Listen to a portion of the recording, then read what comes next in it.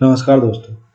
आज हम एक ऐसे महान दार्शनिक, योगी और संत के जीवन और विचारों पर चर्चा करेंगे, जिन्होंने न केवल भारत में स्पिरिचुअल कॉन्शियसनेस को जगाया, बल्कि पूरे विश्व को अद्वैत वेदांत का ज्ञान दिया। और आप सभी इन्हें जगत गुरु आदि शंकराचार्य के नाम से जानते हैं। तो इन्होंने इनके बारे में जो जो प्रश्न बन सकते हैं वो अपनी जगह है, लेकिन इनके बारे में जब हम जानने का पूरा प्रयास करेंगे तो एक हिस्टोरिकल बैकग्राउंड डेवलप करेंगे, जिसमें कि हमको ये पता चले कि कहाँ से ये कहानी शुरू होकर के अद्वैत वेदांत तक पहुँचती है।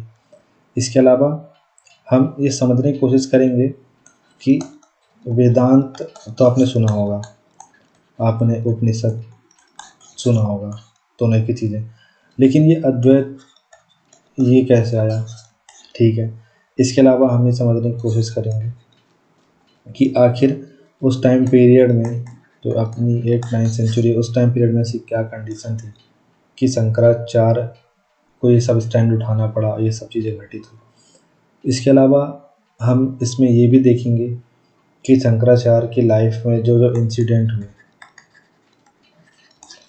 32 वर्ष की उम्र में उनका जीवन समाप्त हो गया, लेकिन इस 32 वर्ष की उम्र में वो सब काम कर गए जो अपने लोग 100 वर्ष की उम्र में नहीं कर सकते। तो आखिर पूरा जो उनका जीवन काल है 0 से लेकर के 32 तक, उसमें तमाम चीज़ें हम समझेंगे कि एक किस फेज़ में क्या हुआ, फिर अगले फेज़ में क्या हुआ, फिर अगले फेज़ में क्या हुआ, इस तरीके से। इसके अलावा हम ये समझेंगे कि जो इनकी तत्व मीमांसा है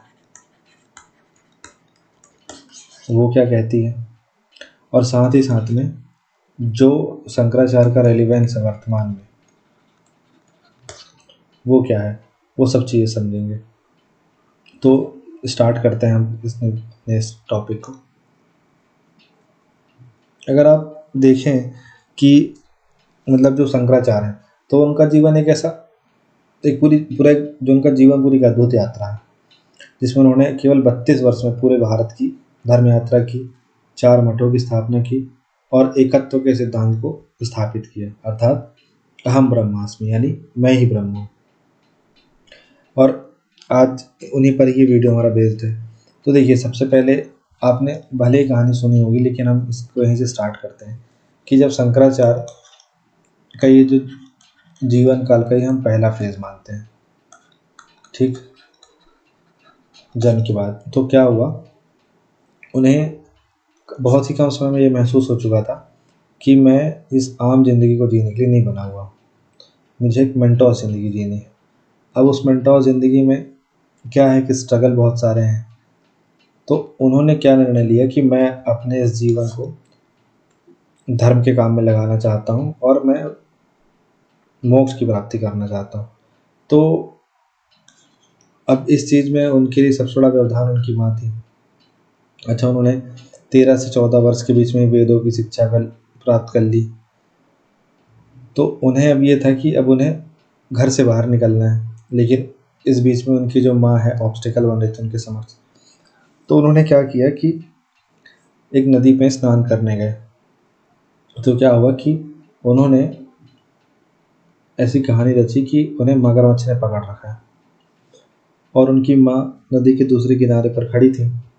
तो उसने बोला कि उनकी माँ जो है वो परेशान हो गई कि मेरे बच्चे को मगरमच्छ खा जाएगा। तो शंकराचार्य ने बोला कि माँ, अगर आप मुझे संन्यास लेने के लिए मना नहीं करेंगी तो ये मगरमच्छ मुझे छोड़ देगा। अब मरता क्या ना करता वाली सिचुएशन थी। तो उनकी माँ ने बोला कि हाँ ठीक है, तू ले लेना संन्यास, तू बाहर आ जा। ठीक है, तो फिर वो बाहर आ गए खुशी खुशी, और उन्होंने फिर उस दिन से उनका सन्यासी जीवन चालू हो गया। लेकिन उस दौरान उनकी माँ ने उन्हें बोला था कि तुम जो है, अगर तुम्हें सन्यास लेना ही है तो तुम्हें इसके जो शिक्षा ग्रहण करनी है तो तुम जो ऋषि गौड़पाद हैं उनके पास जाओ।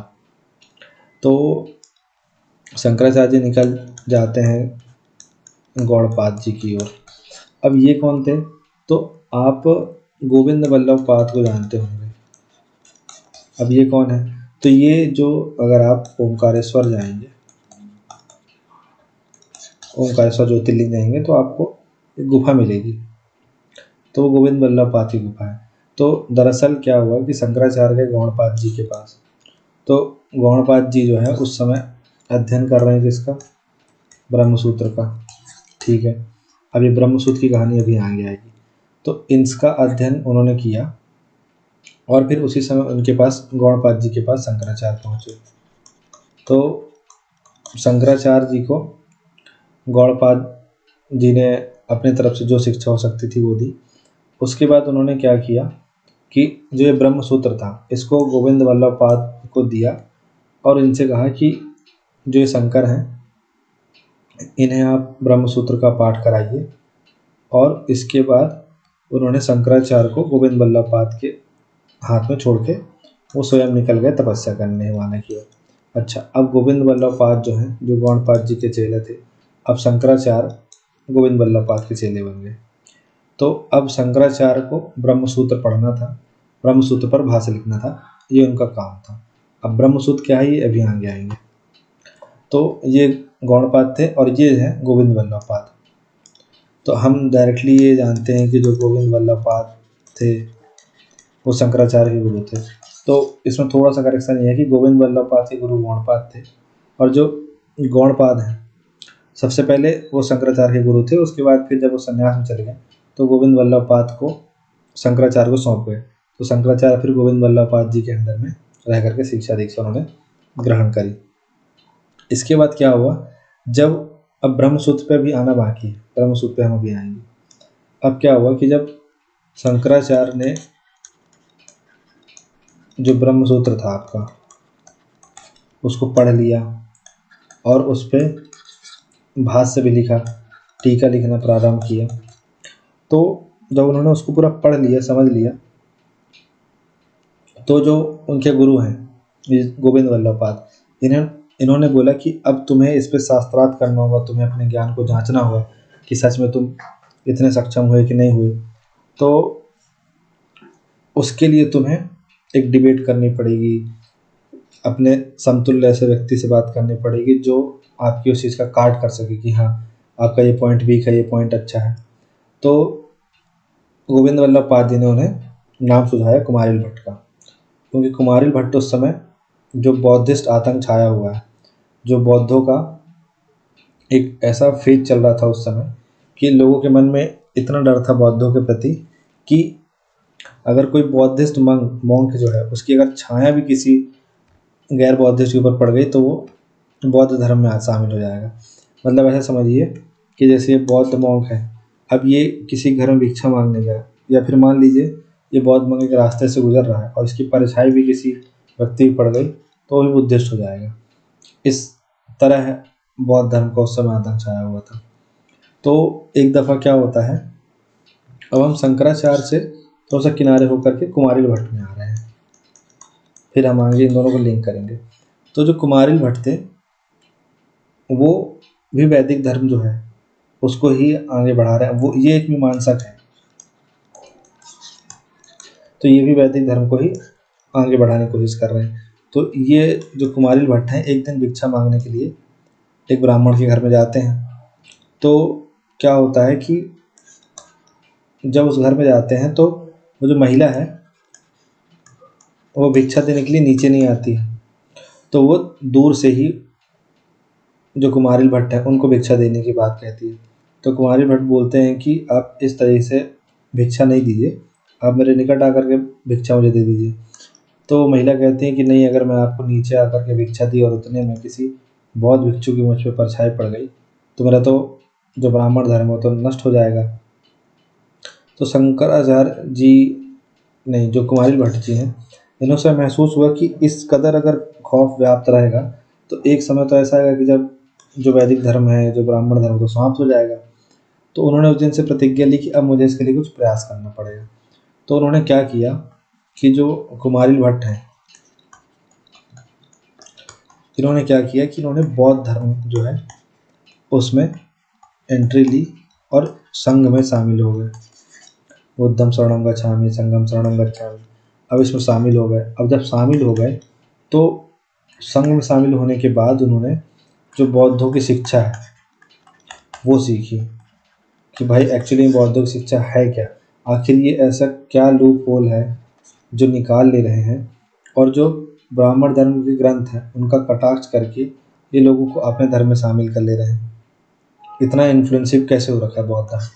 तो बौद्ध संघ में शामिल होकर के कुमारिल भट्ट पूरा अध्ययन करते हैं, पूरा समझते हैं। अब क्या होता है कि एक प्रकार से वो, जैसे कोई रॉ एजेंट पाकिस्तान की आर्मी में जा करके पाकिस्तान के सीक्रेट चुरा रहा है ना, काइंड ऑफ ऐसे कुमारिल भट्ट कर रहे हैं। अब क्या होता है कि जो बौद्धिस्ट संघ है, तो ये जो संघ में जिससे उन्होंने दीक्षा ली थी, तो उन्हें ज्ञात हो जाता है कि जो कुमारिल भट्ट हैं वो संघ में क्यों शामिल हुए हैं। तो उन्होंने वो कुमारिल भट्ट से कहते हैं कि भाई तुमने तो अपने गुरु का अपमान किया, तुमने अपने जो गुरु है उसकी आज्ञा भी नहीं मानी, और तुम दूसरे धर्म से इस धर्म में आए, पर इस धर्म में जो है पूरे तरीके से डिवोटी नहीं हुए। तो जैसे कि वैदिक धर्म में लिखा हुआ है कि अगर गुरु की आज्ञा का पालन करना जो है वो इतनी बड़ी अवज्ञा है कि उसके लिए आपको मृत्युदंड मिलना चाहिए। तो क्या होता है कि अब कुमारिल भट्ट जो हैं वो निकल जाते हैं मृत्युदंड करने, मतलब स्वयं को मृत्युदंड देने चले जाते हैं। तो उसी समय जो मैंने आपको यहाँ पे बताया था कि जो गोविंद वल्लभ पाद हैं वो शंकराचार्य को बोलते हैं कि आप जाओ कुमारिल भट्ट से डिबेट करने। अब कुमारिल भट्ट तो क्या कर रहे हैं, आत्मदाह कर रहे हैं। तो कुमारिल भट्ट ने बोला, तो शंकराचार्य ने पूछा कि आप क्यों कर रहे हैं, तो कुमारिल भट्ट ने पूरी शंकराचार्य को कहानी सुनाई, ऐसा ऐसा ऐसा हुआ। तो शंकराचार्य बोले कि अगर अब आप अपना जीवन त्याग देंगे तो इस वैदिक धर्म को आगे कौन बढ़ाएगा। तो शंकराचार्य को फिर कुमारिल भट्ट ने कहा कि आप चिंता मत करिए, आप जाइए मंडन मिश्र के पास। ठीक है, तो शंकराचार्य बोलते हैं कि तो मंडन मिश्र कौन है। तो कुमारिल भट्ट बताते हैं कि जो मंडन मिश्र है वो भी हमारी तरह मीमांसक है, और वही वैदिक धर्म के उत्थान के लिए कार्य कर रहा है, और वो भी बहुत बेहतरीन शास्त्रार्थ में, और उसे वेदों का उपनिषदों का अच्छा गहराते हैं, तो वह आपके काम आ सकता है। तो शंकराचार्य जो है कुमारिल भट्ट को यहीं पे छोड़ करके उनकी स्थिति में वो निकल जाते हैं। कहाँ वो निकल जाते हैं, अपने मंडन मिश्र की ओर। अच्छा, अब मंडन मिश्र की ओर जब निकलते हैं तो वो आपने सुनी होगी कि मंडन मिश्र मतलब जो थे उनके घर का तोता भी जो है, उनके घर में मतलब एक तरफ क्या था, यहाँ तोता टंगा था, मैंने टंगा था। तोता बोलता था पढ़ता है, और ये बोल सोता है, मतलब ये बोलता था पढ़ता है यथार्थवाद, ये बोलता था सोता है यथार्थवाद। मतलब इनके तोते भी संस्कृत में, तोते मैंने भी संस्कृत में बात करते थे। तो ये पहचान थी कि मंडन मिश्र के घर की पहचान ये है कि जिस घर में जो तोता है और मैना है वो भी शास्त्रार्थ करते हो, ऐसा घर मंडन मिश्र का है। अब मंडन मिश्र के घर में जब शंकराचार्य पहुँचते हैं तो क्या होता है कि जो शंकराचार्य हैं उनकी डिबेट होती है आपकी किससे, मंडन मिश्र से। तो उनके बीच डिबेट चलती है, तो काफ़ी दिन तक डिबेट चलती है। तो और इस बीच में जो उनकी वाइफ है ये बनती है जज। अच्छा, अब अपने पति को परास्त होता देख वो निर्णय लेती है कि मैं जो है इनके ऑन बिहाफ में अब इस डिबेट को आगे बढ़ाऊंगी, क्योंकि मैं इनकी अर्धांगिनी हूँ। तो एक मुद्दे पे आकर करके, कामसूत्र वाले मुद्दे पे आकर के कहानी रुक जाती है। फिर वो आगे की कहानी आपको पता है कि शंकराचार्य जो है एक अलग रूप धरते हैं, फिर वो काम विद्या सीखते हैं, फिर वापस आते हैं, डिबेट करते हैं, और शंकराचार्य जीत जाते हैं। यहाँ पे हमारा मकसद ये बताना है मोस्टली कि शंकराचार्य और मंडन मिश्र के बीच जब डिबेट चली तो मंडन मिश्र जो है काइंड ऑफ वो जो शंकराचार्य का जो नॉलेज था उसके आगे नहीं बढ़ पाते हैं। तो शंकराचार्य इस डिबेट में जीत गए। अच्छा, अब ये हार जीत वाला मसला नहीं था यहाँ पे, मेन चीज़ यहाँ पे ये थी कि किसको कितना गहरा अध्ययन है। तो शंकराचार्य जी को गहरा अध्ययन था। अब उस दिन से क्या होता है, जो मंडन मिश्र हैं उनका नाम हो जाता है सुरेश्वराचार्य। ठीक, तो सुरेश्वराचार्य जो है ये, इन्हें जो 4 मठ अपने स्थापित करते हैं शंकराचार्य, तो उनमें से एक मठ की जिम्मेदारी इनको देते हैं। और ये मठ किस लिए बनाए जा रहे हैं, ये मठ बनाए जा रहे हैं जो वेद हैं, जो 4 वेद हैं उनका अध्ययन कराया जाए, उनका प्रचार कराया जाए। जो उपनिषद हैं उनका विशद अध्ययन किया जाए, और लोगों को मतलब उसके बारे में जानकारी दी जाए। और इसके अलावा जो सनातन धर्म है उसको उसकी रक्षा की जाए जो अन्य धर्म है उनसे। ये तमाम जो चीज़ें मैंने आपको बताई, अब आपको इसमें मैंने आप देखिए इसमें मैंने आपको 3 कहानी सुनाई। सबसे पहले मैंने आपको कहानी सुनाई मगरमच्छ वाली, दूसरी कहानी मैंने आपको बताई कुमारिल भट्ट वाली, और तीसरी मैंने आपको बताई मंडन मिश्र वाली। अब यहाँ पे सब भूमिका बनी शंकराचार्य जी के लिए कि शंकराचार्य जी का यहाँ तक जीवन जो चल के आया। लेकिन अब आपको ये समझना है कि अब आपके दिमाग में आ रहा होगा कि भाई ये उपनिषद क्या है, ये वेदांत क्या है। अब आपके दिमाग में ये आ रहा होगा कि फिर ये अद्वैत वेदांत क्या है। तो अब इन चीज़ों को समझते हैं कि उपनिषद तो लिखे हुए थे, इतने पुराने समय से लिखे हुए हैं, लेकिन आखिर ऐसा क्या होता है कि शंकराचार्य के आने के बाद ही जो उपनिषद हैं उनका इतना ज़्यादा बड़े रूप पे प्रचार हुआ और फिर उसके बाद वैदिक धर्म को बचाने में उसकी बड़ी सहायता ली गई। तो आखिर ऐसा क्या हुआ? तो अगर हम देखें तो आप सब जानते हैं कि हमारे पास 4 वेद हैं, जिसमें पहला ऋग्वेद, दूसरा यजुर्वेद, तीसरा सामवेद, चौथा अथर्ववेद। अब अगर हम वेदों को ओवरऑल समझने की कोशिश करें तो इनमें देवताओं की स्तुतियों के बारे में है, ठीक है, देवताओं की स्तुतियों के बारे में कि जो देवता हैं हम उनके बारे में कैसे बखान करें, कैसे उनकी चीज़ें हैं, उनके बारे में हम अच्छी अच्छी चीज़ें क्या बोलें। जैसे यज्ञ हवन होता है तो उस समय कौन सा श्लोक पढ़ा जाएगा, यज्ञ वेदिका उसका कैसे निर्माण किया जाएगा। जैसे आप ऋग्वेद में देखिए तो ऋग्वेद में आपको इंद्र के लिए, वरुण के लिए, अग्नि के लिए, इन सब के लिए श्लोक मिल जाएंगे, सावित्री के लिए, सूर्य के लिए। तो इस तरीके से जो वेद हैं वो स्तुति करते हैं देवताओं की, ठीक है, जैसे हम आरती वारती गाते हैं ना इस टाइप से। फिर क्या हुआ कि वेदों के बाद ब्राह्मण ग्रंथ है, अरण्य ग्रंथ है, इसके बाद आता है आपके उपनिषद आते हैं। अच्छा, अब देखिए जो आपका वेद है ये बना है विद धातु से, और विद का अर्थ होता है ज्ञान। वहीं जो आपका उपनिषद है तो उपनिषद जो है इसका एक अर्थ तो ये होता है कि मतलब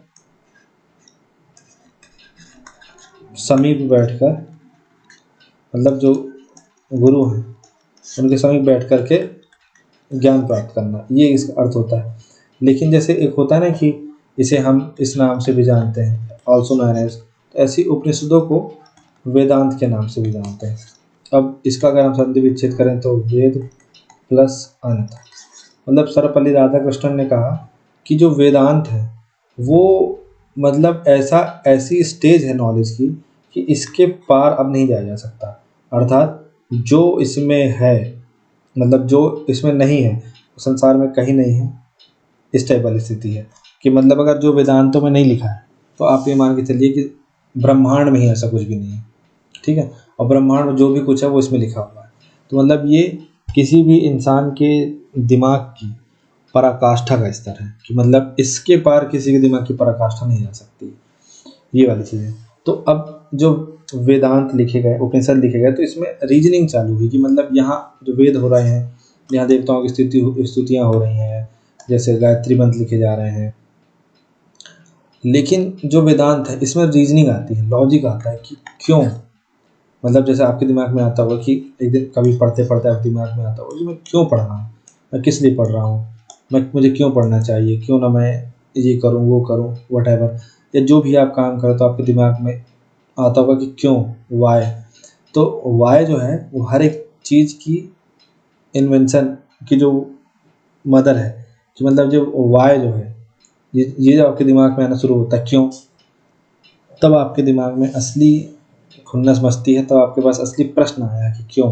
तो ये चीज़ दी उपनिषद ने, और इसके बाद फिर जो उपनिषद लिखे गए या फिर जो ग्रंथ लिखे गए उन्हें उपनिषद कहा गया, और उसमें जो भी जो फिलोसॉफिकल चीज़ हैं उन सब का वर्णन किया गया। तो ऐसे हमारे पास मोटा माटी 218 उपनिषद के आसपास मिलते हैं, ठीक है, 218 के आसपास।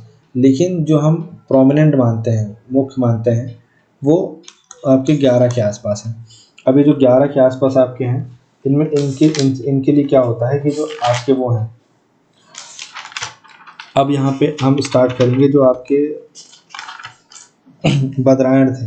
मतलब कि आखिर ये जो उपनिषद जो जो हम पढ़ रहे हैं कि उपनिषद में रीजनिंग चालू हुई, क्यों चालू हुआ, लॉजिक चालू हुआ, कि मतलब भाई हर एक चीज़ के पीछे क्वेश्चनिंग चालू हुई कि मैं भगवान की पूजा कर रहा हूँ तो क्यों कर रहा हूँ, क्यों करनी चाहिए, या मैं एक फलाना काम कर रहा हूँ तो मैं क्यों कर रहा हूँ, मुझे काम क्यों करनी चाहिए। मतलब एक एक इंसान होता है ना कि मतलब वो हो गया इस धर्म में चल रहा है, पूरी सोसाइटी चल रही है तो चलते हैं विदाउट आस्किंग एनी क्वेश्चन कि शादी क्यों करनी चाहिए। अच्छा शादी नहीं करें तो क्या होगा, जो शादी कर लिए तो उन्होंने क्या अपने जीवन में कुछ कर लिया अच्छा, या फिर कुछ भी तरीके से आपके दिमाग में जो प्रश्न आते हो। तो वो उपनिषद जो है वो ऐसे ही ऋषियों के जो क्यों हैं, जो उनके दिमाग में जो पनपा, ये क्वेश्चन पनपा, रीजनिंग पनपी, ये सब कुछ जो उसमें फिर बखान हुआ उसका लेखा जोखा आपका उपनिषद।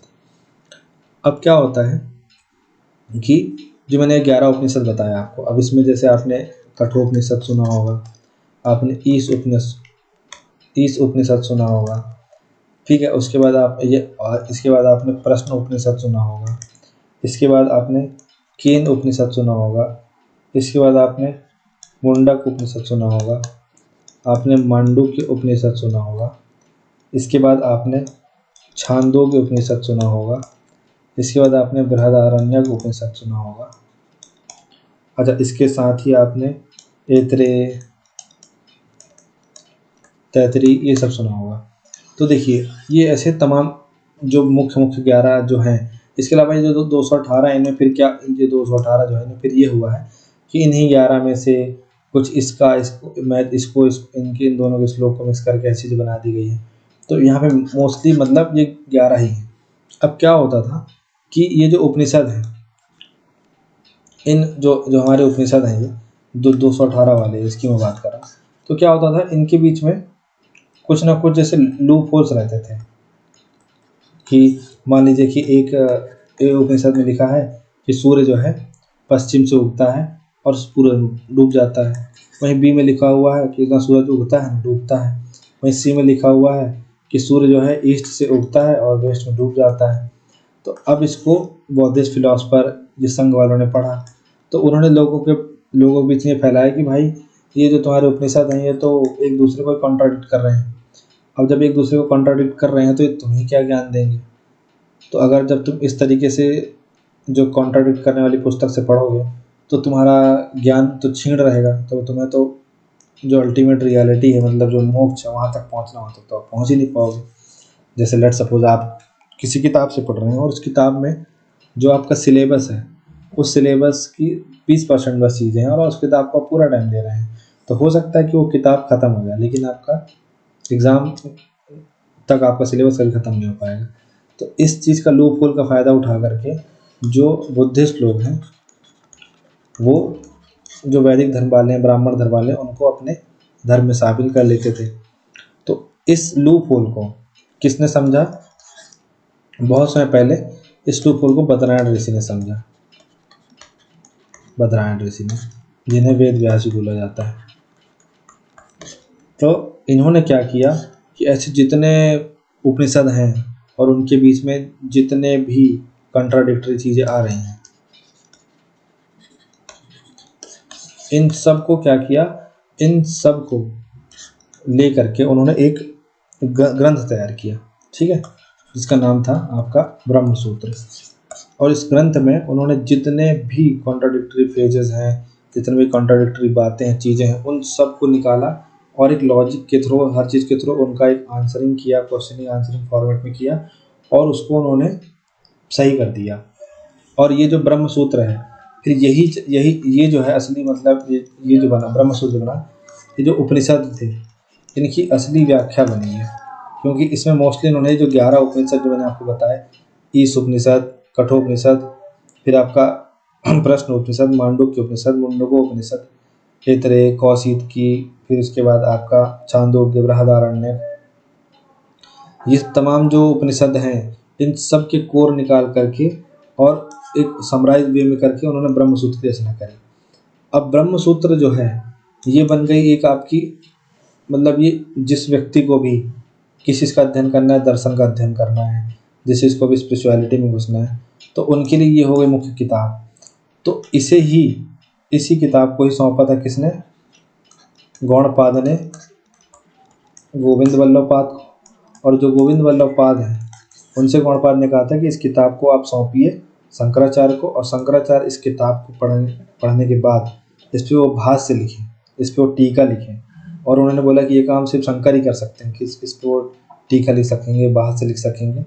तो इसी ब्रह्म सूत्र में जो चीज़ें लिखी गई हैं, ये जो चीज़ें लिखी गई हैं, इसी को ही जो शंकर ने अपने जब ब्रह्म सूत्र भाष्य लिखा, तो इसी फिलॉसफी को शंकराचार्य जी ने आगे बढ़ाया। यही फिलॉसफी है हमारी अद्वैत वेदांत। समझ गए आप? जो बद्रनाथ ऋषि ने ब्रह्मसूत्र लिखा, उस ब्रह्मसूत्र पर जो शंकराचार्य ने भाष्य लिखा, शंकराचार्य ने उसी पे जो टिप्पणी लिखी, जो टिप्पणी किया, लेट सपोज जैसे आपने कोई किताब पढ़ी, आपने किताब पढ़ी, मान लीजिए सेपियंस पढ़ी युval नोह हरारी की। अब इस किताब को पढ़ने के बाद आपने इसमें कुछ कमेंट किया कि भाई इसमें आपकी ये कमी है, या ये अच्छा है, या इसको और इंटरेक्टिव यहाँ पे बना सकते हैं, या जो ये एग्जाम्पल है इसके साथ को रिलेट नहीं कर रहा है, ऑल दीज थिंग्स। तो अगर जब आप इस सेपियंस पर टिप्पणी लिख करके युval नोह हरारी को भेजेंगे, तो क्या युval नोह हरारी जो एक वर्ल्ड के टॉप 10 IQ वाले बंदों में आता है, तो क्या वो आपकी इन चीज़ को अगर वो पाता है कि हाँ आपने जो उसको भेजी हैं चीज़ें, जो उसकी बुक की लिमिटेशंस हैं, या उस बुक्स की अच्छी चीज़ें, या उस बुक में जो एड ऑन होना चाहिए, तो क्या वो इन चीज़ों को दरकिनार कर देगा? नहीं करेगा। वो इन चीज़ों को अपने जब नेक्स्ट एडिशन उसकी बुक का आएगा तो उसमें शामिल करेगा।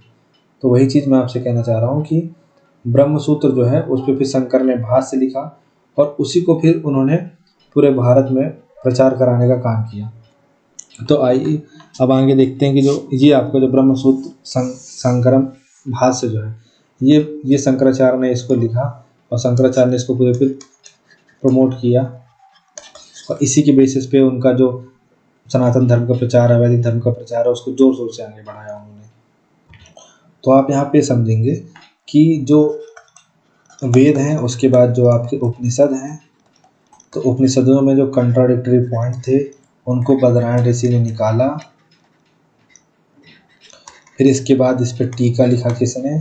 शंकर ने टीका लिखा, और इसी को ही फिर शंकर ने आगे बढ़ाया, और इसी को बेस बना करके जो वैदिक धर्म का प्रचार प्रसार है, जो बौद्धों से डिबेट करनी है, जो दूसरे धर्म में जो कुरीतियाँ हैं, है ना, उनको दरकिनार करके जो अपने धर्म की अच्छी चीज़ें हैं उनको जो सामने लाना है, ये काम फिर शंकर ने इस किताब के माध्यम से किया। अब अगर मैं आपको एक चीज़ बताऊँ आगे, कि अगर आप ये सोचे कि शंकराचार्य को आचार्य क्यों बोलते हैं, मतलब जैसे आपने देखा होगा कि कई ऐसे होते हैं, जैसे कई गुरु हैं, जैसे कोई पूजा पाठ कराता है, ठीक है, कोई नहीं कराता है, तो हम पंडित जी बोल देते हैं, पुजारी बोल देते हैं, वटेवर चीज़ें बोलते हैं। तो शंकराचार्य के जो नाम है उसका आगे आचार्य क्यों लगा? शंकर आचार्य का तो मूल नाम शंकर है, तो आचार्य क्यों आया इनके नाम के अंदर? एक्चुअली होता क्या है कि जो भी व्यक्ति ये जो 3 किताबें आपके सामने हैं, पहला जो उपनिषद हो गया ये, इसके बाद जो ब्रह्मसूत्र है ये, और इसके बाद जो भगवत गीता है ये, इन तीनों किताबों को बोलते हैं प्रस्थान त्रय। ठीक, ये किताबें कहलाती हैं प्रस्थान त्रय। इन तीनों किताबों का जो भी व्यक्ति विशद अध्ययन कर लेता है और अपने जीवन में उतार लेता है, तो ऐसे व्यक्ति को पदवी मिलती है आचार्य की। तो ये आप याद रखिएगा, ये जो तीनों काम है, ये फिर तीनों काम शंकराचार्य के पास थे, इसलिए उन्हें आचार्य की पदवी है। तो जो लोग आज भी शंकराचार्य के जो 4 मठ हैं, उन 4 मठों में जो भी शंकराचार्य बनता है, उसको जो है ये तीनों किताबों का विशद अध्ययन होना अनिवार्य ही है, और वो होता ही है। तो अभी तक जो आपने समझा, कहानी समझी, वो मुझे लगता है कि आपको स्पष्ट हो गया होगा। अब हम आगे बढ़ते हैं कि हम ये देखते हैं कि जो फिलॉसफी होती है उसमें मेनली पढ़ा क्या जाता है, ठीक है। तो जैसे हम ज्ञान मीमांसा के बारे में पढ़ते हैं, तत्व मीमांसा के बारे में पढ़ते हैं, और नीति मीमांसा के बारे में पढ़ते हैं। तो अभी तक हमने क्या देखा? अभी तक हमने ये देखा कि जो आपके शंकराचार्य हैं, तो शंकराचार्य के हमने तमाम जीवन के बारे में समझा। हमने ये समझा कि जो शंकराचार्य हैं उनके लाइफ में जो कुमारिल भट्ट है, जैसे आप देखिए ये हुआ जब वो शंकर हैं, फिर वो मगरमच्छ वाली कहानी घटती है, फिर उसके बाद वो गौड़पाद के पास जाते हैं, फिर उसके बाद वो गोविंद वल्लभ पाद के पास रह जाते हैं। इसके बाद फिर वो आपके कुमारिल भट्ट से मिलते हैं। इसके बाद फिर वे मंडन मिश्र से मिलते हैं। ठीक है, ये यहाँ तक की कहानी आपको स्पष्ट है इस दौरान कि क्यों उन्हें ये करना पड़ा, क्या चीज़ें हुई, अब ये सब चीज़ें। अब हम समझते हैं कि जो शंकराचार्य ने ब्रह्मसूत्र भाष्य लिखा है, जिस पर टीका लिखी ब्रह्मसूत्र पर, तो शंकराचार्य की जो फिलॉसफी है वो एक्चुअली में है क्या, कि वो क्या रिप्रेजेंट करना चाह रहे हैं, बोलना क्या चाह रहे हैं। तो जब भी हम फिलॉसफी पढ़ते हैं तो उसमें तीन, यहाँ पे हम मोस्टली सिर्फ शंकर के बारे में डिस्कस करेंगे। तो हम उसमें पढ़ते हैं नीति मीमांसा, आपका ज्ञान मीमांसा, और फिर आपका तत्व मीमांसा। तो नीति मीमांसा में हम कुछ चीज़ें देखते हैं, जैसे कि नीति मीमांसा में हम ये देखते हैं कि जो व्यक्ति जो राइट और जो रॉन्ग है उस पर वो कैसे डिसीजन ले रहा है। नीति मीमांसा में हम देखते हैं कि वो पुरुषार्थ का कितना पालन कर रहा है। नीति मीमांसा में हम कर्म, जो कर्मवाद है कि अच्छा कर्म करो तो अच्छा, बुरा करो तो बुरा फल मिलेगा, इन चीज़ों के बारे में देखा जाता है कि हम किस तरीके से एक एथिकल लाइफ जी सकते हैं, इसके बारे में इसमें बताता है। ज्ञान मीमांसा का मतलब ये है कि how can we get knowledge, मतलब हमें किस तरीके से, किस माध्यम से, किस प्रकार से ज्ञान की प्राप्ति हो सकती है, तो इस चीज़ के बारे में बताता है। जैसे कि हम देखते हैं इसमें आता है, एक आता है प्रमाण, एक होता है प्रमा, अभी मैं आगे आपको बता दूंगा। तो इन सब के बारे में हमको इसमें पढ़ना होता है। जो तत्व मीमांसा होती है, मतलब मेटाफिजिक्स, जैसे आपने मेटा नाम सुना होगा। मेटा किसका नाम है? जो फेसबुक है, तो जो ग्रुप ऑफ एप्लीकेशन जैसे फेसबुक, इंस्टा, ये सब जो इसके व्हाट्सएप, ये सब मेटा के अंदर है। मेटा मतलब एक ऐसी, जैसे मेटावर्स होता है, तो एक ऐसी दुनिया, एक आभासी दुनिया। तो तत्व मीमांसा का मतलब यही है कि मतलब एक ऐसी लाइफ जो आपको सामने नहीं दिखती है, एक ऐसी चीज़ जो सामने नहीं दिखती, जैसे ईश्वर, आत्मा, ब्रह्म, इन सब चीज़ों के बारे में इसमें पढ़ा जाता है। तो इसमें हमें पढ़ते हैं ब्रह्म के बारे में, हम इसमें पढ़ते हैं ईश्वर के बारे में, हम इसमें पढ़ते हैं जगत के बारे में, हम इसमें पढ़ते हैं आत्मा के बारे में, हम इसमें पढ़ते हैं आपके मोक्ष के बारे में, हम इसमें पढ़ते हैं बंधन के बारे में। तो इन चीज़ों का अध्ययन किया जाता है। जैसे कि आप देखिए, जब हम किसी राजवंश के विषय में पढ़ते हैं तो हम उसमें देखते हैं ना उसकी economical condition, social condition, political condition, religious condition. तो ऐसे ही जब हम फिलॉसफी पढ़ते हैं तो उसमें उसकी ब्रांचेस होती हैं। एक होता है नीति मीमांसा, एक होता है ज्ञान मीमांसा, और एक होता है तत्व मीमांसा। आपकी भी कुछ ना कुछ इसमें कुछ ना कुछ फिलॉसफी होगी, तो आप अपने आप को इसमें रख करके आराम से बना सकते हैं। अगर आपको लगता है कि जो प्रत्यक्ष प्रमाण है वैसे ही होता है तो आपकी अलग फिलॉसफी में शामिल हो जाएंगे। लेकिन वहीं आपको लगता है कि नहीं, हर प्रत्यक्ष प्रमाण भी सही नहीं होता, तो आप अलग फिलॉसफी में आ जाएंगे। तो इस तरीके से जब हम किसी के भी दर्शन को पढ़ते हैं तो उसको इन चीज़ों को ध्यान में रख करके पढ़ते हैं। तो अगर हम यहाँ पे देखें, जो आपका तत्व मीमांसा है, सॉरी ज्ञान मीमांसा है, मतलब एपिस्टेमोलॉजी, तो इसमें हम प्रमाण, प्रमा, प्रमाता, प्रमेय, अज्ञान, इसके बारे में देखते हैं। फिर जब हम तत्व मीमांसा पढ़ते हैं, मेटाफिजिक्स, तो हम इसमें ब्रह्म, जीव, जगत, माया, मोक्ष, इन सब के बारे में देखते हैं। जब नीति मीमांसा पढ़ते हैं, एथिक्स या मोरल फिलॉसफी, तो इसमें धर्म, कर्म, पुरुषार्थ, पुण्य पाप, अहिंसा, इन सब चीज़ों के बारे में पढ़ते हैं। हम मोस्टली शंकर के जो अध्ययन है, शंकराचार्य जी का जो अध्ययन है, या शंकराचार्य जी का जो आपका दर्शन है, उसमें हम सिर्फ और सिर्फ मोस्टली फोकस रहेंगे इस वाले फेज पे। ठीक, इस पे और इस पे उतना ज़्यादा हम ध्यान नहीं देंगे, लेकिन हाँ तत्व मीमांसा वाले पोर्शन पर पूरा ध्यान देंगे। तो हम अपना सब कुछ स्टार्ट करते हैं अपना तत्व मीमांसा वाले फेज से। तो अगर आप एग्ज़ाम में जैसे आपको लिखना हो कि शंकराचार्य के बारे में ब्रीफ इंट्रो लिखना हो, तो आप बिल्कुल यहाँ पे लिखिए कि शंकराचार्य जो शंकराचार्य है वो एक अद्वैतवादी, फिर अद्वैतवादी हैं, चिंतक हैं, दार्शनिक हैं, उपनिषद व्याख्याता हैं, ब्रह्मसूत्र भाष्य लिखा हुआ, विद्वान हैं, समाज सुधारक हैं, और हिंदू धर्म के पुनरुद्धारक थे। अब अद्वैतवादी यहाँ पे शब्द लिखा है, इसका मतलब क्या होता है? जीव व ब्रह्म दो नहीं है। जैसे द्वैत मतलब होता है दो, तो अद्वैत मतलब कि दो नहीं, दो नहीं का मतलब एक, तो जीव व ब्रह्म दो नहीं, वे एक ही हैं। अविद्या की वजह से वे दो अलग अलग, वे दो मतलब अविद्या की वजह से वे दो लगते हैं, हमें मतलब दो लगते हैं। तो ब्रह्म सत्यम जगत मिथ्या जीवो ब्रह्मा न परा, मतलब उनका कहना है कि जो ब्रह्म है वही सत्य है, वही अल्टीमेट रियलिटी है, वही अल्टीमेट ट्रूथ है। बट जो जगत है, दुनिया है, एक मिथ है, एक मिथ्या है, कि मतलब ये हमें बस दिख रही है, इसका मतलब ये नहीं है कि ये सही है। और जीवो ब्रह्मा ना परा, तो जीव में और ब्रह्म में कोई भी अंतर नहीं है, वो दोनों जो है समान है, यहाँ पे शंकराचार्य कहना चाह रहे हैं। तो आपको बेसिकली यहाँ पे मैं आपको ये कहना चाहूँगा कि आप सिर्फ और सिर्फ वाला जो पॉइंट है फिलहाल इसको ध्यान रखिए, और ये एक इंट्रो बन सकता है आपका, इसका 2 मार्कर में बन सकता है। फिर अगर आप लिख रहे हैं बड़ा क्वेश्चन कुछ लिख रहे हैं तो उसमें इंट्रो में आपका काम आ जाएगा 7 मार्कर वाले में, फिर जो 11 मार्कर है उसमें भी आपका काम आ जाएगा। तो ये आपका शंकराचार्य का हमारा ये इंट्रो वाला पोर्शन हुआ। अब हम उनकी फिलॉसफी समझते हैं कि ब्रह्म के बारे में उनका क्या विचार है।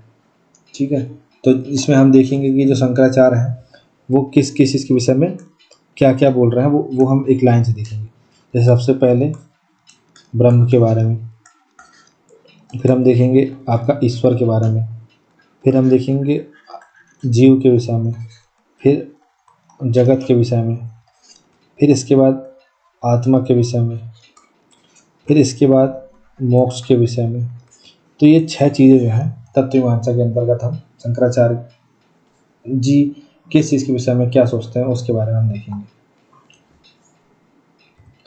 तो देखिए, अब तत्वमीमांसा में हम सबसे पहला जो हमारा टॉपिक है उसमें देखेंगे जो ब्रह्म।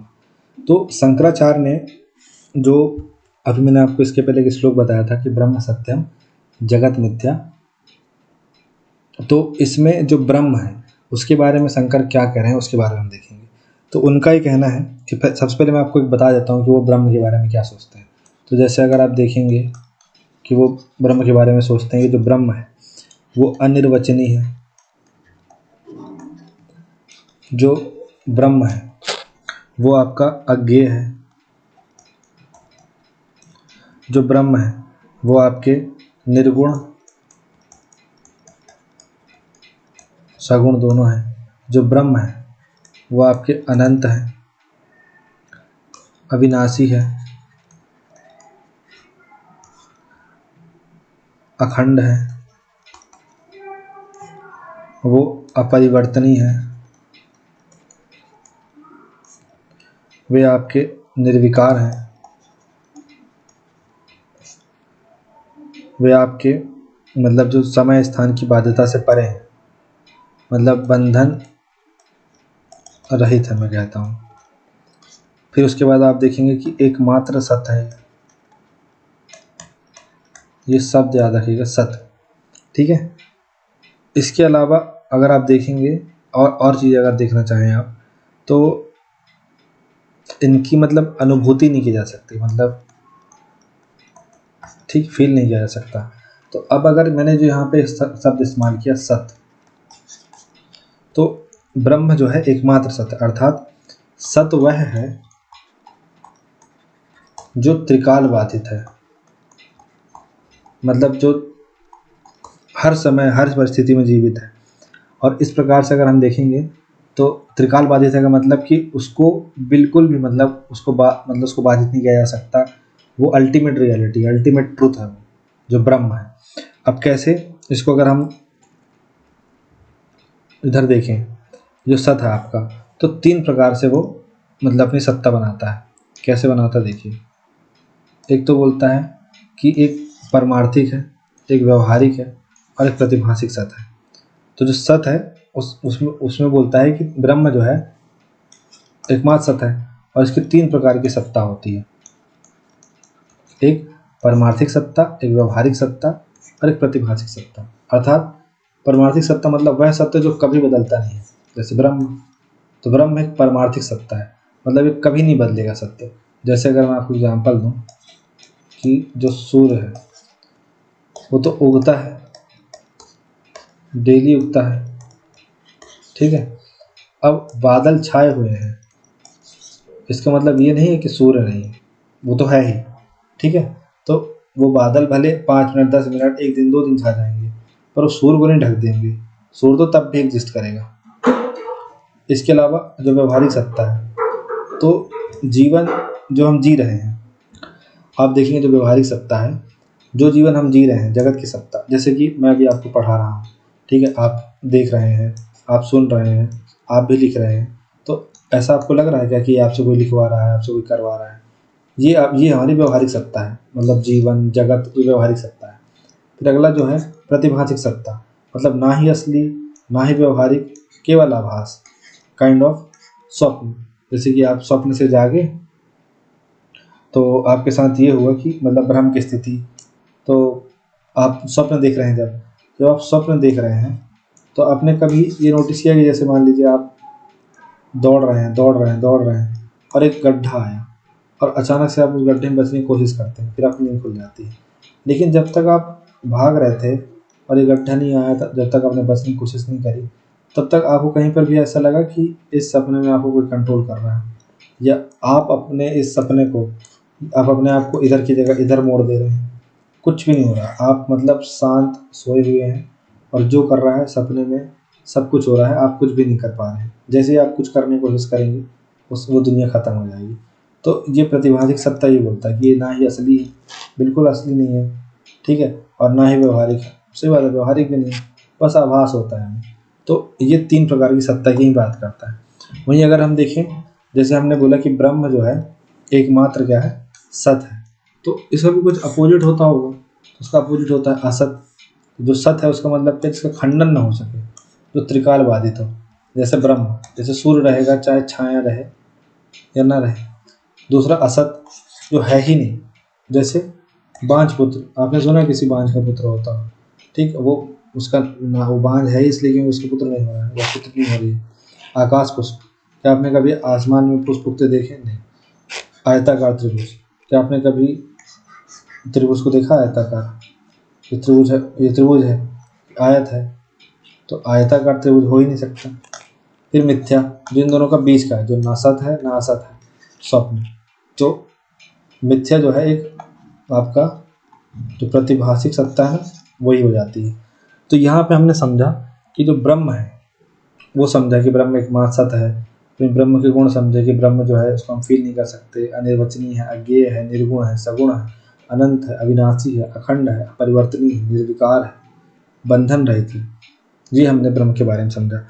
वहीं अगर हम आगे बढ़े और जब हम देखेंगे कि जब हमने ब्रह्म को जान लिया, जब ब्रह्म के विषय में जब हमने पढ़ लिया, तो अगर हम देखेंगे ईश्वर के विषय में, अगर हम देखेंगे कि शंकर ईश्वर के विषय में क्या बोलते हैं, तो आप पाएंगे कि जो शंकर हैं उन्होंने ब्रह्म के 2 रूप सुझाए। एक सुझाया सगुण,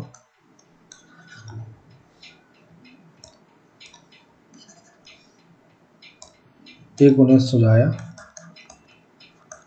निर्गुण, और एक उन्होंने सुझाया सगुण। तो जो निर्गुण है उसका मतलब क्या है? तो जब ब्रह्म जो है, अगर मैं यहाँ पे लिख दूं कि ब्रह्म माया ब्रह्म ब्रह्म माया ईश्वर, मतलब जब ब्रह्म माया से प्रभावित नहीं होता और वो ब्रह्म ही रहता है तो है निर्गुण ब्रह्म है। अर्थात जब ब्रह्म जो है माया से क्या होता है, मुक्त होता है, उससे प्रभावित ही नहीं होता है। क्यों? क्योंकि वह निराकार, अनादि, अनंत है। लेकिन वहीं अगर जब हम सगुण की बात करते हैं तो जो ब्रह्म जो है जब वो माया से प्रभावित हो जाता है तो माया युक्त ब्रह्म जो है वह ईश्वर है। अर्थात जो माया से युक्त है वो क्या है, ईश्वर है। तो यहीं पे ही आपका ये आ जाता है कि ईश्वर कौन है, तो जो माया से युक्त ब्रह्म है वो आपका ईश्वर है। ठीक, अब यहाँ पे तो ये जो है ईश्वर को हम और क्या बोल सकते हैं, तो ईश्वर को हम सगुण ब्रह्म बोल सकते हैं। अच्छा ठीक है, फिर अगर हम देखा जाए तो जो शंकर है उसने ब्रह्म के 2 रूपों का वर्णन किया था, सगुण और निर्गुण। वहीं अगर आप देखेंगे तो शंकर ने अद्वैतवाद दर्शन को आम जन के अनुकूल बनाने के लिए, जैसे देखिए अगर आपने एक फिलोसफर है, आपने वॉल्टेयर का नाम सुना होगा, तो फ्रांस के थे। तो उन्होंने कहा कि मैं भगवान पे भरोसा नहीं करता, मैं ईश्वर को नहीं मानता, प्योर एथिस्ट आदमी हूँ। लेकिन अच्छा, अब मेरी नज़रों में भगवान है ही नहीं, भगवान जैसी कोई सत्ता है ही नहीं। तो अगर मैं अपने नौकर को ये बता दूँ कि ईश्वर नहीं होते हैं, ठीक है, और उसे कन्विंस करा दूँ कि ईश्वर नहीं होते हैं, तो वॉल्टेयर का कहना है कि वो अगले ही दिन मेरे को मार देगा। क्यों? क्योंकि एक व्यक्ति ईश्वर के डर से बहुत सारी चीज़ें नहीं कर रहा। एक व्यक्ति इसलिए बहुत सारी चीज़ें नहीं कर रहा कि ईश्वर उसे देख रहा है।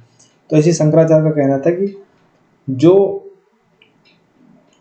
मतलब अद्वैतवाद दर्शन को आम जन के अनुकूल बनाने के लिए उन्होंने सगुण ब्रह्म की व्याख्या करी, और उन्होंने माया से युक्त ब्रह्म मतलब जो ईश्वर है तो उसकी एक कल्पना करी। तो इसकी विशेषता अगर आप देखेंगे तो एक व्यवहारिक सत्ता है। ये जो ईश्वर है, जैसे मैंने आपको बताया था कि व्यवहारिक सत्ता क्या होता है। व्यवहारिक सत्ता वो होता है कि जैसे मैं आपको पढ़ा रहा हूँ, ये जगत चल रहा है, ये है मिथ्या मतलब शंकराचार्य की नज़रों में, लेकिन हमें पूरा व्यवहारिक महसूस हो रहा है। कि जैसे अगर आपको ये बोला जाए, जैसे आप स्वप्न देख रहे थे, तो जब आप स्वप्न देख रहे थे तो क्या आपको बिल्कुल ही नहीं लगा कि आप स्वप्न देख रहे हैं? जब तक आपको जैसे ही आपको पता चल जाएगा कि आप स्वप्न देख रहे हैं, तो मतलब आप स्वप्न नहीं देख रहे हैं। तो आप स्वप्न देख रहे हैं, और आपके सपने में आप जी वैगन चला रहे हैं, ठीक, आपके घर में वैगन आ रहा है, वो अलग बात है। आप अपने सपने में जी वैगन चला रहे हैं बढ़िया, आप उसके चारों टायर को ड्रिफ्ट करके उसको राउंड घुमा रहे हैं पूरा, आप उसका गियर बदल रहे हैं, आप उसमें गाना बदल रहे हैं, सब कुछ आप महसूस कर रहे हैं। लेकिन जैसे ही आपके बाहर खड़ी वैगन और का हॉर्न बजेगा, ये ख़त्म हो जाएगी, आपकी जी वैगन वहीं ख़त्म हो गई, आप वो सब कुछ धरा का धरा रह गया। तो ये हम स्वप्न में ऐसे रहते हैं। तो ऐसे ही इसने बोला कि जो ईश्वर है वो एक व्यवहारिक सत्ता है, ठीक है। तो जैसे हम स्वप्न में देखते हैं, तो हम स्वप्न देखते हैं और स्वप्न में जो चीज़ें होती हैं हमारे कंट्रोल में नहीं होती। तो ऐसे ही हो सकता है कि हम जो ब्रह्म है उसके सपने में जी रहे हो, ठीक है, लेकिन हमें सच महसूस हो रहा है। जैसे मैं अभी आपको पढ़ा रहा हूँ, सच महसूस हो रहा है। लेकिन हो सकता है कि ब्रह्म के मैं सपने में हूँ, और जिस दिन ब्रह्म की आँख खुलेगी तो जो मैं आपको पढ़ा रहा हूँ सब खत्म हो जाएगा, ठीक है, एकदम से वैनिश हो जाएगा। तो उसने ईश्वर को व्यवहारिक सत्ता कहा शंकराचार्य जी ने। साथ ही उन्होंने ये भी कहा कि जो ये उत्पन्न करता है, जो ईश्वर है, यही उत्पन्न करता है आपका, यही पालन करता है, और यही संहार करता है। जैसे गॉड का फुल फॉर्म होता है ना कि क्या करना, जनरेट करना, ठीक है, उसके बाद ऑपरेट करना, उसको डिस्ट्रक्ट कर देना। तो उत्पन्न करना, पालन करना, संहार करना, ये ईश्वर का काम है। तो ये हमने ईश्वर के विषय में ये समझा कि अच्छा, अगर आपको ये आ जाए कि ब्रह्म और ईश्वर के बीच डिफरेंस क्रिएट करना है, तो जो आपने ब्रह्म के बारे में मैंने आपको बताया कि ये निर्गुण है, सब निर्गुण सगुण दोनों है, तो ये सगुण है, ठीक। मैंने बताया कि वो अनिर्वचनीय है तो ये वचनीय है, वो अनंत है तो ये सीमित है। इस तरीके से आप बिल्कुल डिफरेंस क्रिएट कर सकते हैं, और आपको वो ईजिली समझ में आ जाएगा कि ईश्वर और ब्रह्म में क्या डिफरेंस है। वहीं अगर हमने क्या देख लिया, हमने देख लिया ब्रह्म, हमने देख लिया ईश्वर, अब हम देखते हैं जगत। ये सब हम मेटाफिजिक्स के अंदर पढ़ रहे हैं। अब अगर हम यहाँ पे जगत के बारे में समझे, तो आपने सुना होगा कि शंकर ने बोला कि ब्रह्म जो है वो सत्य है, और जगत जो है वो एक क्या है, मिथ्या है। तो शंकर कहते हैं कि जो जगत है उसका कारण क्या है, ठीक। तो ये इसका कारण उपादान एंड निमित्त कारण है। मतलब ये उपादान और निमित्त कारण का मतलब ये है कि ये किसी इसका जो ओरिजिन है या इसका जो बनने का कारण है वो डायरेक्टली नहीं है, मतलब वो किसी चीज़ को फुलफिल करने के लिए इसे क्रिएट किया गया है। मतलब एक काम को पूरा करने के लिए जगत का निर्माण किया गया है। ऐसी कोई इसकी ज़रूरत नहीं है, ऐसी इसकी कोई नीड नहीं है। लेकिन एक जो ईश्वर है, जो ब्रह्म है, वो अपनी लीला करने के लिए इसका निर्माण करता है। तो ये क्या है, जगत जो है ये आपका क्या है, विश्वव्यापी है। जैसे कि पानी में घुला हुआ नमक, या आप देखें जो जगत है वो लीला के लिए जो जगत की सृष्टि है वो करी गई है। किसने करी है? ब्रह्म ने। लीला हेतु जगत की सृष्टि की गई। साथ ही अगर आप देखेंगे कि जो जगत है वो आपका सर्वज्ञ है, सर्वशक्तिमान है, ठीक। साथ ही माया से युक्त है। तभी तो हमें लग रहा है कि जो हम जगत में जी रहे हैं ये सही है। जिस दिन माया से पर्दा उठेगा, माया हटेगी, तो हमें समझ में आ जाएगा कि जो भी मतलब हम सोच रहे हैं कि जो हमारे जो रिश्ते हैं, बंधन है, ये तमाम चीज़ें ये तमाम चीज़ें हैं, ये हमें मतलब सुख दे पाएंगे, प्लेजर दे पाएंगे। लेकिन आप देखिए ऐसा हो नहीं रहा है, ना आज के ज़माने में हो रहा है ना पहले हो रहा है। तो अगर आप सोच रहे हैं कि आप रिश्तों में प्लेजर ढूंढ रहे हैं, आपको रिश्तों से प्लेजर मिल जाएगा, तो कभी नहीं होगा वो चीज़। तो माया से युक्त है, मुक्त नहीं है, माया से युक्त है आपका जगत, ठीक है। तो जो माया है वो उसकी उपाधि है, स्वयं माया से जो है ये अप्रभावित है। मतलब आप देखिए कि अगर आप समझिए कि जगत है, अगर वो माया से युक्त है ना, तभी तो उसको मिथ्या कह रहे हैं शंकर, कि ये माया से युक्त है इसलिए मिथ्या है। कि मतलब ये हमें लगती तो है कि है, पर ये है नहीं। इस फिर आप देखेंगे कि मतलब जो ये जगत है आपका, वो श्रद्धा और भक्ति का केंद्र भी है आपका। तो जगत के बारे में इतने पॉइंट मेरे ख्याल से पर्याप्त है कि आप जगत के बारे में लिख सकते हैं कि एक विश्वव्यापी सत्ता है, जैसे पानी में घुला हुआ नमक। ब्रह्म ने लीला हेतु जगत की सृष्टि करी है। जो जगत है वो माया से युक्त है, और ये जो जगत है ये श्रद्धा भाव भक्ति का केंद्र बना हुआ है। तो आपको बस इतना ही इस पे लिखना है जगत के विषय में। ज़्यादा आप इसमें मतलब मत परेशान होइए कि इसमें हम ये भी लिख सकते हैं, वो भी लिख सकते हैं। तो हमने क्या क्या देख लिया? हमने देख लिया आपका ब्रह्म, हमने देख लिया ईश्वर, हमने देख लिया जगत। अब इतनी देर से हम बात कर रहे हैं कि ब्रह्म को माया ढक देती, माया युक्त है, माया मुक्त है। ईश्वर सगुण है तो माया मुक्त है कि माया युक्त है। जैसे जगत को हमने बोला वाया जो ये माया है, ये माया से युक्त है जगत। तभी हम इसमें इल्यूजन्स, मतलब हमें ऐसा लगता है कि जो सब कुछ हो रहा है सही हो रहा है या रियल में हो रहा है, लेकिन ऐसा कुछ होता नहीं है। तो आखिर ये माया क्या है? तुलसीदास ने कहा कि कि आपके कबीरदास ने कहा कि माया महा ठगनी। तो अगर आप माया की बात करें, तो अगर हम इसकी विशेषता देखें तो ये क्या करती है? ये जीव को मोहित करती है, ठीक है। ये भेद को, मतलब ये जो भेद है, ठीक, जो आपका जो भेद है उसमें अभेद पैदा करती है। अच्छा, इसके अलावा मतलब भेद में अभेद पैदा करने का मतलब ऐसा है कि वैसी नहीं दिखती है जैसी दिखाई दे रही है।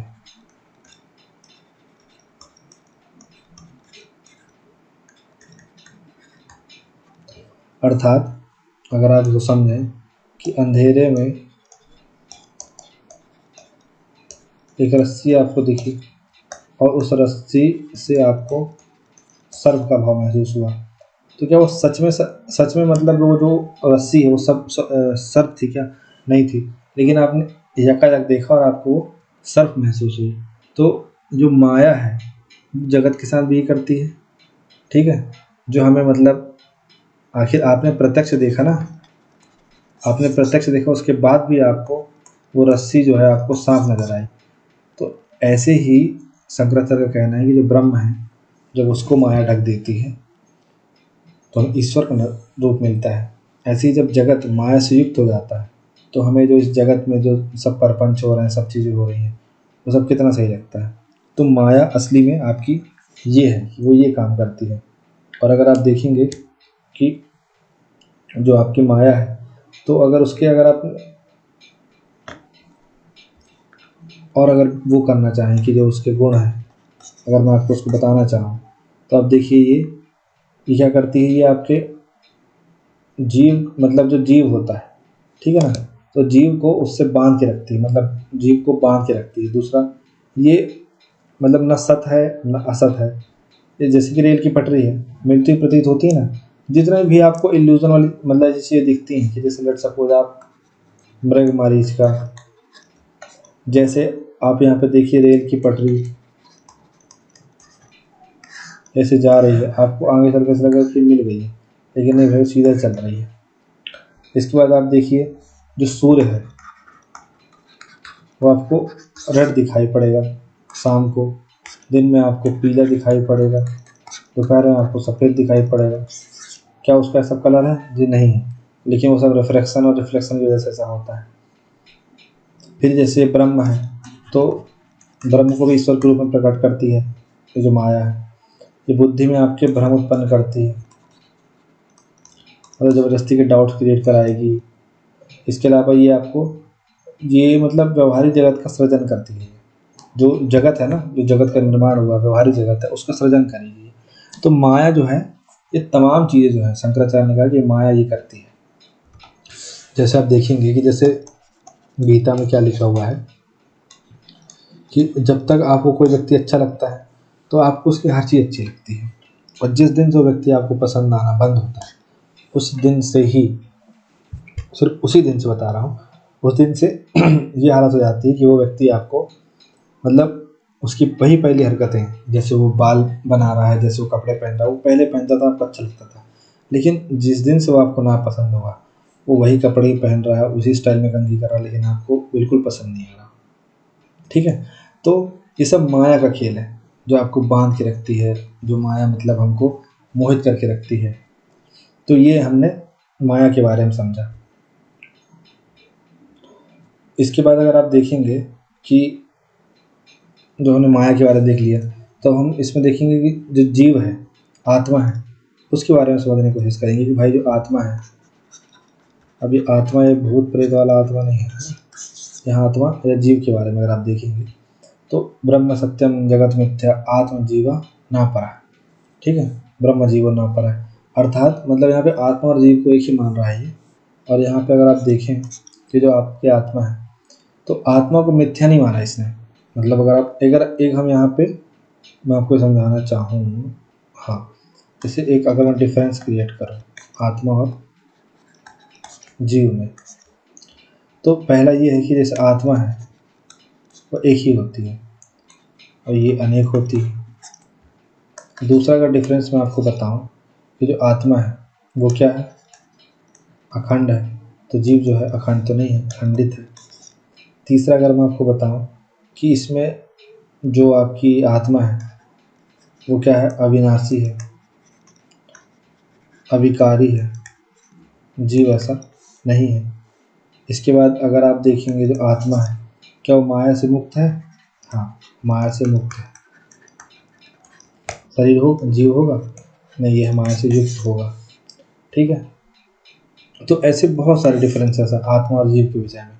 तो अगर मैं यहाँ पे जैसे आपको बताऊँ कि जो आत्मा है वो उसको मतलब मिथ्या नहीं माना शंकर ने, बल्कि उसकी सत्ता को स्वीकार किया आत्मा की। और विशुद्ध चेतन आत्म तत्व जो है वो ब्रह्म है। विशुद्ध जो आपका मतलब चेतन आत्म तत्व है जिसमें आपके अंदर बिल्कुल भी राग द्वेष नहीं है, बिल्कुल भी काम वासना नहीं है, तो ऐसा जो तत्व है वह है ब्रह्म है, वही ब्रह्म है आपके अंतर्गत। आत्मा सत है। क्या है आत्मा? सत है, मतलब कि अल्टीमेट रियलिटी है आपकी ये। And what is ultimate reality? It's ब्रह्म। तो इसने आत्मा को ब्रह्म से कंपेयर कर दिया है। अगर मैं ये बोलूँ कि जैसे आत्मा और ब्रह्म जो है एक ही प्रमाण है, जैसे अगर एक प्रमाण दिया जाए जो आत्मा और ब्रह्म एक ही प्रमाण है, आत्मा और ब्रह्म एक ही है, अगर इसमें प्रमाण थे तो जैसे क्या बोला जाता है, अहम ब्रह्मास्मि, अर्थात मैं ही ब्रह्म हूँ। दूसरा, प्रज्ञा नाम ब्रह्म, मतलब कि प्रज्ञा ही ब्रह्म है, मतलब जो बुद्धि है, विजडम, वही वही क्या है, ब्रह्म। फिर तत्वम असि, मतलब कि जो तुम हो वही ब्रह्म है, मतलब मैं सामने वाले को अपने बोल रहा हूँ तत्वम असि, मतलब तुम ही ब्रह्म हो। फिर अयम आत्मा ब्रह्म, मतलब कि यही आत्मा ही क्या है, ब्रह्म है। तो ऐसे चार जो है वाक्य हैं जो ये आत्मा और ब्रह्म के बीच में संबंध जो है कायम करते हैं, उनको दिखाते हैं। अब अगर लास्ट में हम सबसे लास्ट में हम आते हैं मोक्ष वाले विषय पे, जो अल्टीमेट गोल है इंसान के जीवन का। तो अगर आप देखेंगे कि जो मोक्ष है वो जीवन का परम लक्ष्य है और चरम लक्ष्य भी है। आत्मा और जो ब्रह्म है उनकी अभिन्नता ही मोक्ष है। मतलब कि क्या होता है कि जैसे जब आत्मा में माया चढ़ जाए तो ये क्या हो जाएगा, ये जीव हो जाएगा। ब्रह्म में जब माया चढ़ जाए तो ये क्या हो जाएगा, सगुण ईश्वर हो जाएगा।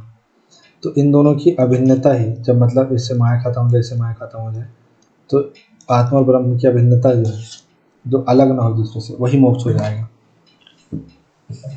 या फिर आत्मा द्वारा अपने स्वरूप को पहचान लेना, ये ब्रह्म हो जाएगा। कि जैसे अगर आप स्वयं को पहचान गए, आप स्वयं को पहचान गए, आपको मोक्ष की प्राप्ति हो जाएगी।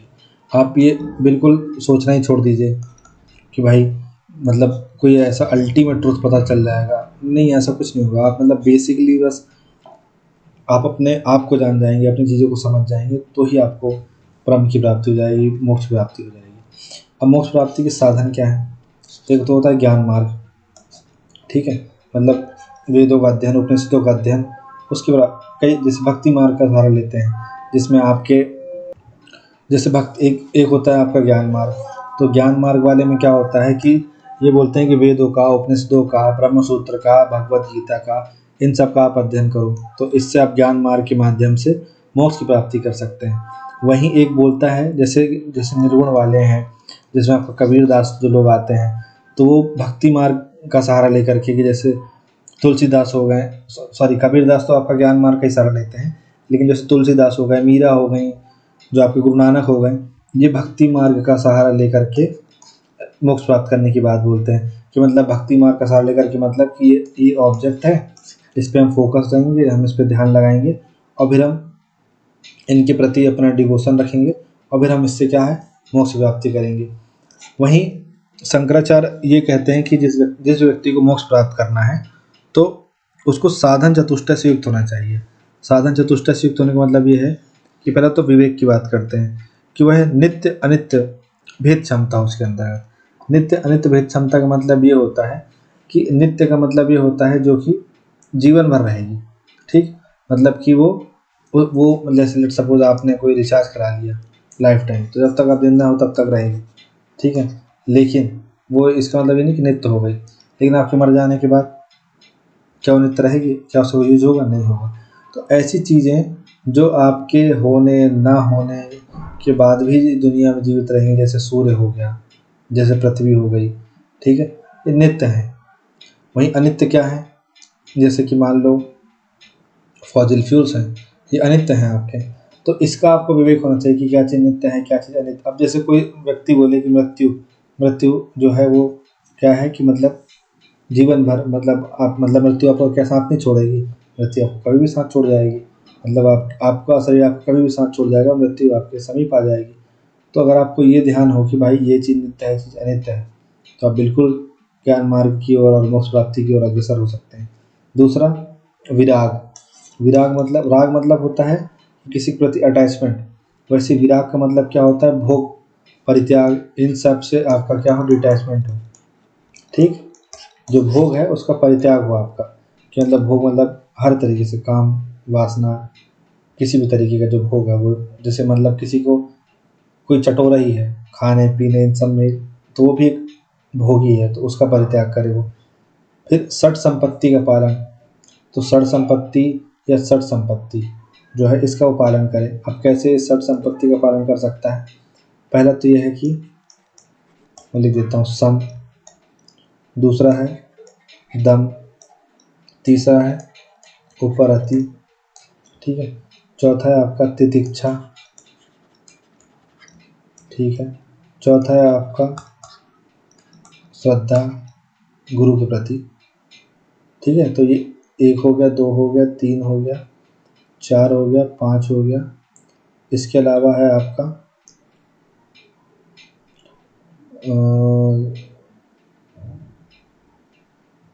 समाधान, ठीक, एक आता है समाधान।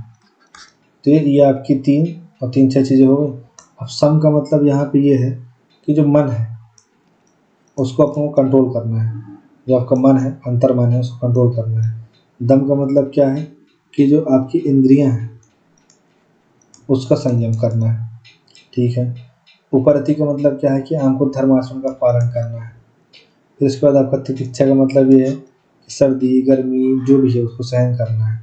श्रद्धा का मतलब ये है कि जो गुरु समाधान दे रहा है, गुरु जो आपको चीज़ें दे रहा है, ज्ञान दे रहा है, उसको हमें समझना है। फिर उसके बाद एक इसमें समाधान नहीं होगा, इसमें ये होगा कि हमें अब व्यभिचार चोरी डकैती ये सब चीज़ें नहीं करनी है हमें। तो ये षड़ संपत्ति के अंतर्गत आता है। वहीं साधक को मोक्ष प्राप्ति होती जो है, जिस कोई मोक्ष प्राप्ति है तो उसको दृढ़ संकल्पित होना चाहिए, जैसे एकदम उसका डिवोशन होना चाहिए कि I have to want salvation, मैं साल्वेशन प्राप्त करके रहूँगा। फिर उसके बाद जो व्यक्ति है उसका जो अंतःकरण है वो कैसा होना चाहिए, शुद्ध होना चाहिए। जैसे एक कहानी है, एक राजा होता है, तो राजा ऐसे ही मतलब जो अद्वैत वेदांतिक होता है उनके चक्कर में रहता है और वो उनको मतलब उनसे पूरा ज्ञान वान लेता है। तो उनको भेदा भेद मतलब होता है कि भेद अभेद, इसका ज्ञान देते हैं कि मतलब तुम इस चीज़ में भेद करते हो, इसमें भेद नहीं करते हो, ऐसा नहीं है, ऐसा नहीं करना चाहिए, ठीक है।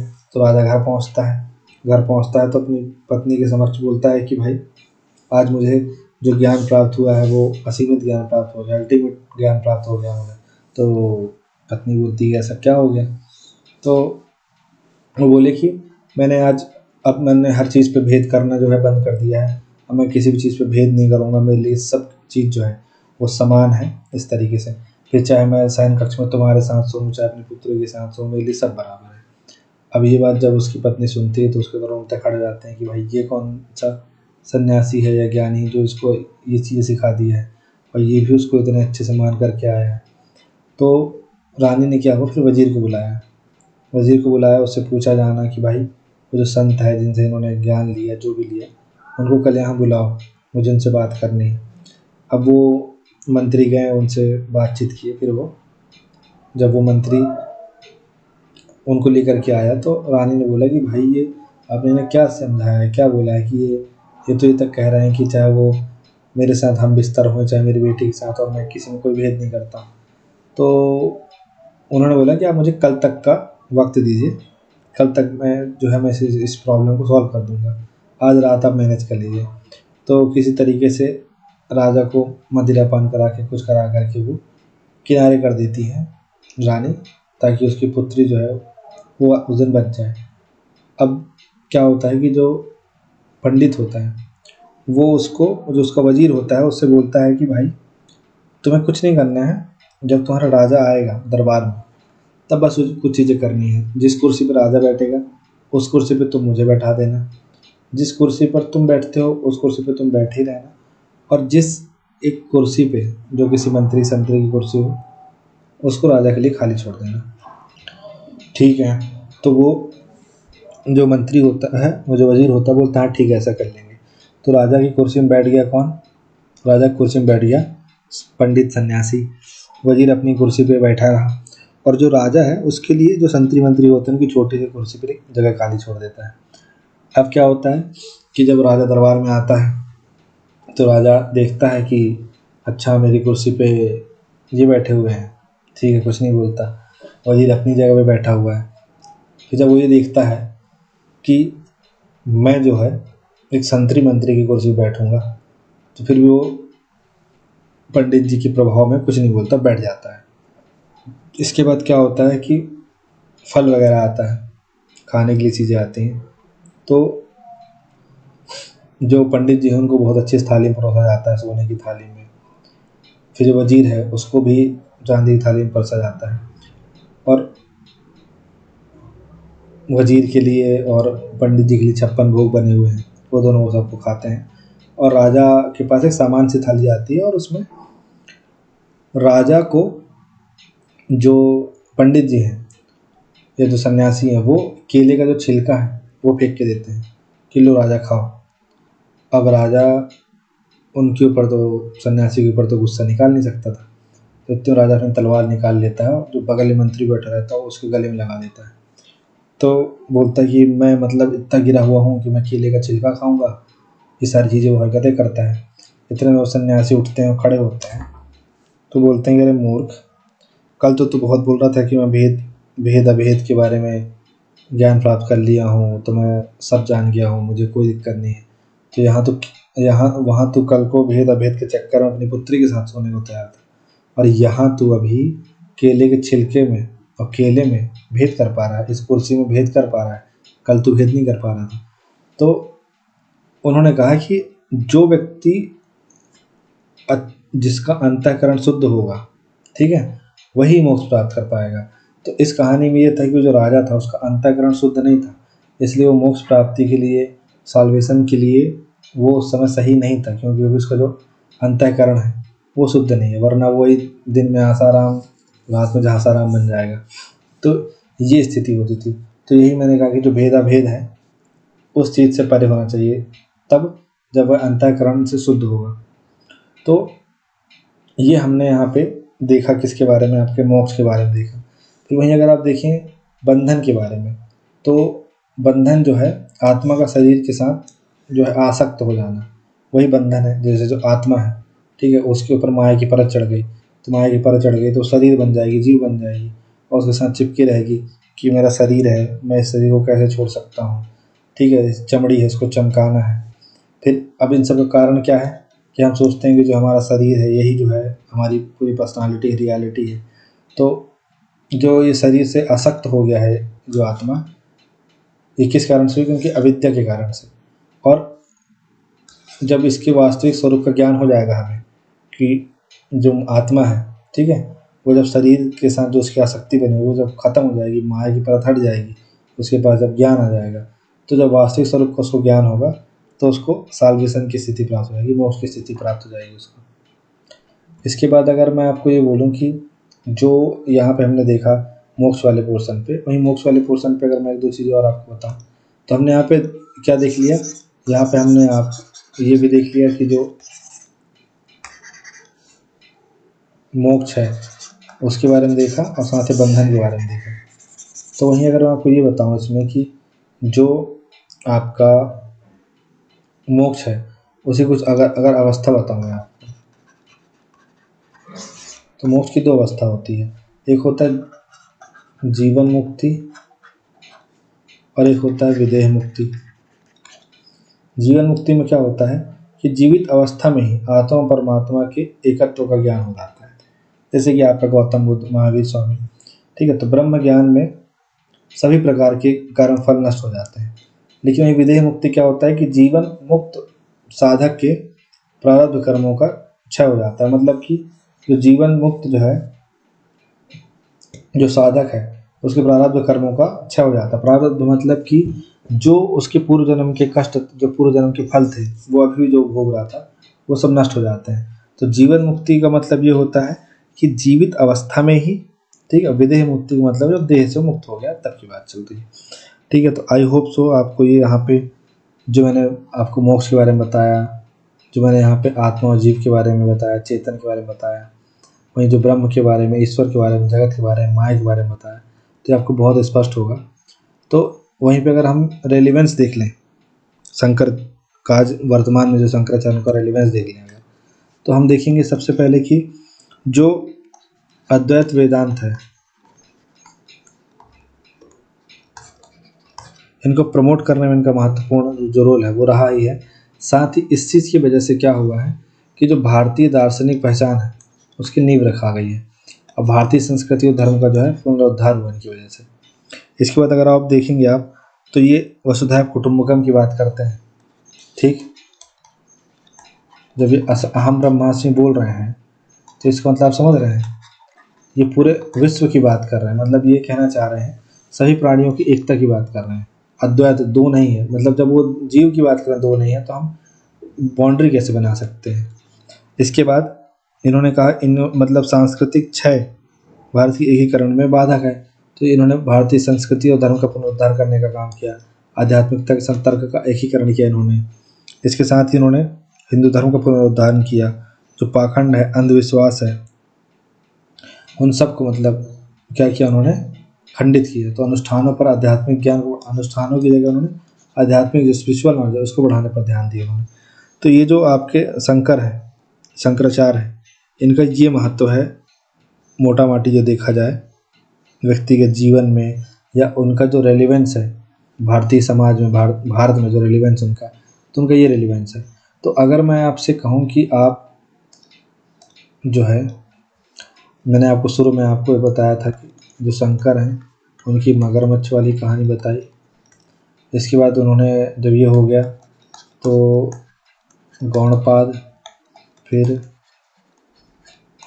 गोविंद वल्लभ पाद, इसके तत्पश्चात आप देखेंगे कि हमने देखा कुमारिल भट्ट, इनकी कहानी, मंडन मिश्र, इनकी कहानी, फिर मैंने ब्रह्मसूत्र के बारे में बताया। इसके बाद मैंने जब बताया कि ये प्रचार प्रसार करना शुरू करें, तो फिर इसके बाद मैंने इनकी तत्व मीमांसा के बारे में बताया। अब इनकी जो तत्व मीमांसा थी तो उसमें हमने क्या देखा, आत्मा, जीव, ब्रह्म, ईश्वर, सत्ता, सत, असत, ये सब देखा हमने।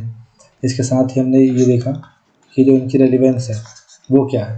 अब शंकराचार्य को 1 घंटे सवा घंटे की वीडियो में समाप्त कर पाना इतना आसान नहीं है, लेकिन एक मोटा माटी तौर पे जो भी हो सकता था, जो भी यहाँ पे प्रस्तुत किया जा सकता था, वो सब मैंने किया, और उनका जो रेलिवेंस था वो भी मैंने प्रस्तुत किया।